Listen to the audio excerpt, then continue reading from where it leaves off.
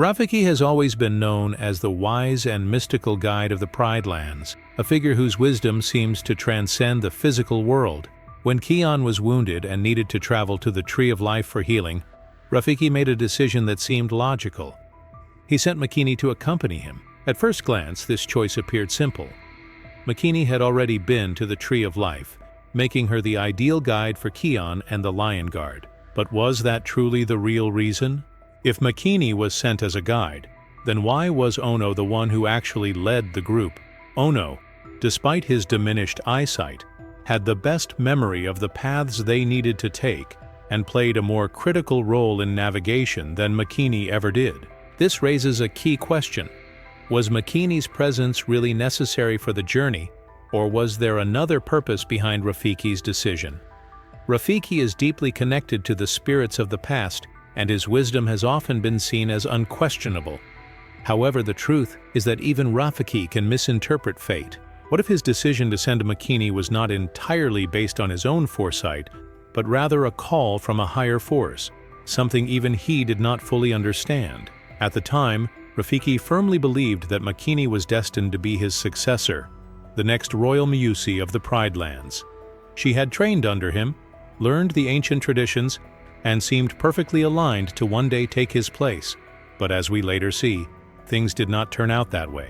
When Makini arrived at the Tree of Life, the Queen Jana made a surprising declaration. Makini belonged there, not in the Pride Lands. Rafiki, for the first time in his life, was wrong about a prophecy. But if Rafiki's vision was flawed, then this leads to a far more intriguing question. Did Rafiki truly send Makini, or was she always meant to leave? If this was always part of a greater plan, then Rafiki may not have been the one making the decision at all. Perhaps, instead of guiding Makini, he was merely carrying out the will of the spirits, without realizing it. At first, Rafiki's decision to send Makini with Kian and the Lion Guard seemed logical. She had visited the Tree of Life before. She was knowledgeable about its mystical properties, and as Rafiki's apprentice, she seemed well equipped to assist Kian on his journey. To most, it appeared that her role was simply to help navigate and ensure Kian's successful arrival. But as the journey unfolded, something became increasingly clear. Makini was not actually fulfilling the role of a guide. Instead, Ono, despite his impaired eyesight, became the true navigator of the group. He used his memory to recall paths, identify threats, and lead the Lion Guard across treacherous terrains. If Makini had truly been chosen for her guiding abilities, wouldn't she have taken on a more active role in leading the group? This contradiction raises an essential question. If guiding Kian wasn't Makini's primary purpose, then why was she really sent? Makini's presence seemed to be more of an emotional support rather than a practical necessity. She was optimistic, cheerful, and always full of enthusiasm, which certainly helped to balance Kian's growing frustrations as he struggled with his injury. But would Rafiki have sent her only for that? If so, why not send another lion from the Pride Lands who was older and more experienced? As the group journeyed toward the Tree of Life, Makini often expressed an unusual sense of excitement and wonder about their destination. While Kian saw the journey as a burden, something he needed to do in order to heal, Makini seemed to see it as an opportunity. She was eager to reunite with the Tree of Life and its inhabitants, as though something about it already felt like home to her. This raises a compelling possibility. What if Makini's role was never about guiding Kian, but about finding her own destiny? Looking back, Rafiki had always believed that Makini was meant to succeed him as the royal Miyuzi. She had trained under him, learned his teachings, and was fully prepared to serve the Pride Lands. But the moment she stepped foot in the Tree of Life, Queen Jana made it clear. Makini was meant to stay there, not return to the Pride Lands. If Rafiki had known this from the start, would he still have sent her? Or did even he fail to see what was truly unfolding? What if this journey was not just about Kian's healing, but about leading Makini toward the place where she truly belonged? This possibility changes everything. And to understand it fully, we must examine Rafiki's connection to the spirits and whether he actually misread fate for the first time in his life. Rafiki has always been portrayed as a wise and mystical figure, deeply in tune with the spirits of the past. He has guided generations of kings, interpreted visions, and served as the link between the physical world and the ancestral plane. His wisdom is rarely questioned. After all, he predicted Simba's return, guided Kion's father, and has always seemed to know what lies ahead. But with Makini, something was different. From the moment Rafiki met her as a young mandrill, he felt a connection beyond logic. The spirits whispered to him that Makini would become his successor, the next royal Muyuzi of the Pride Lands. It was a prophecy he never doubted, one that he wholeheartedly embraced. And yet, when Makini arrived at the Tree of Life, Queen Jana, a leader with her own wisdom and connection to the past, declared something unexpected. Makini belonged there, not in the Pride Lands. For the first time in his life, Rafiki's vision had been wrong. This revelation calls into question everything we assume about Rafiki's foresight. If he had misinterpreted Makini's destiny, what else might he have misunderstood? Could it be that his role as a guide was not to lead Makini to her future, but to unknowingly follow a greater plan himself?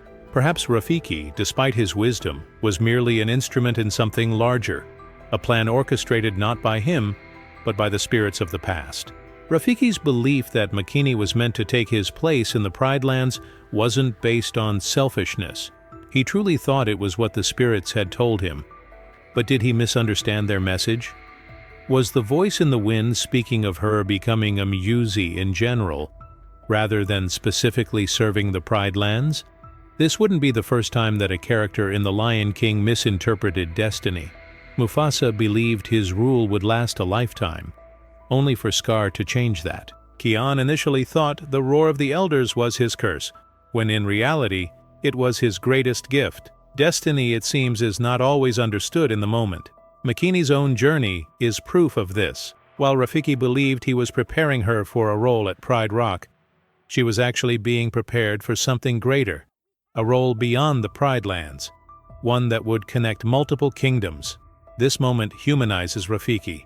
Up until this point, he has always been a near-omniscient figure, someone who seems to know how everything will unfold. But this time, he didn't see the full picture. The true irony is that while Rafiki sent Makini believing she was helping Kion, Makini was actually being guided to her real home. Rafiki wasn't the one leading her, the spirits were. And if that's true, then we must ask, was Rafiki truly in control of Makini's fate, or was he simply playing his part in something far greater?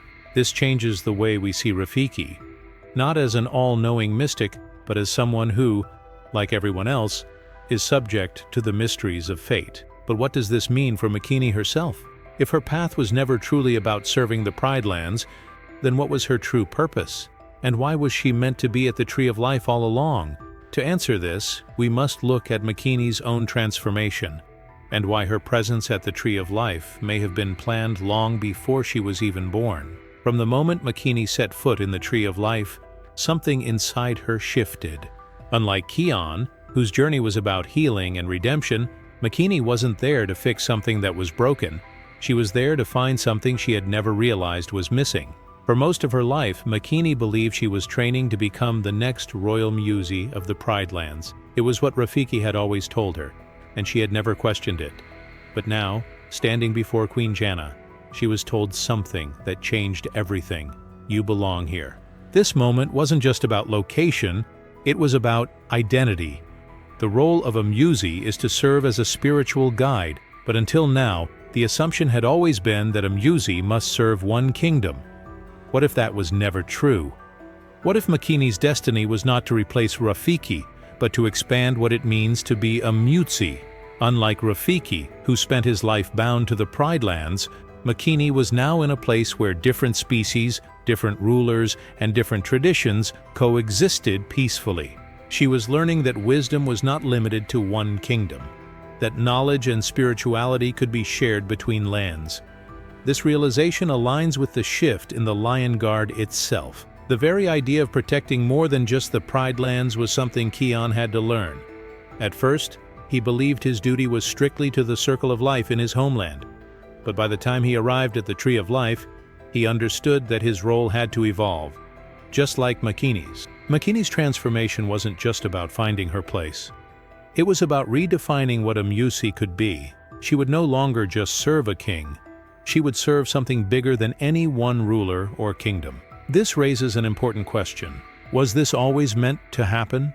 If we accept that the spirits had guided Makini to the Tree of Life, then it means that her purpose was decided long before she even knew it herself. This brings us back to Rafiki. Did he send Makini because he thought she was meant to help Kian? Or was he unknowingly fulfilling a plan that had been set in motion long before either of them realized? Perhaps, for the first time, Rafiki wasn't the one guiding fate. He was being guided by it. Makini's transformation proves one thing. Her destiny was never tied to a single kingdom. Instead, she was always meant to be something more. A bridge between the Pride Lands, the Tree of Life, and whatever lay beyond. But if this is true, then we must ask, was Rafiki ever truly in control of Makini's fate? Or was his role nothing more than a stepping stone in a much larger design? To answer this, we must reconsider everything we've assumed about Rafiki's wisdom. If even he could misinterpret destiny, then what else might he have misunderstood? The final revelation is one that changes everything about Rafiki's role in the Lion King universe. If Rafiki had been wrong about Makini's destiny, then it raises a larger question. Was he ever truly in control? Throughout the Lion King saga, Rafiki is seen as a seer of destiny, a mystical guide who understands the will of the spirits.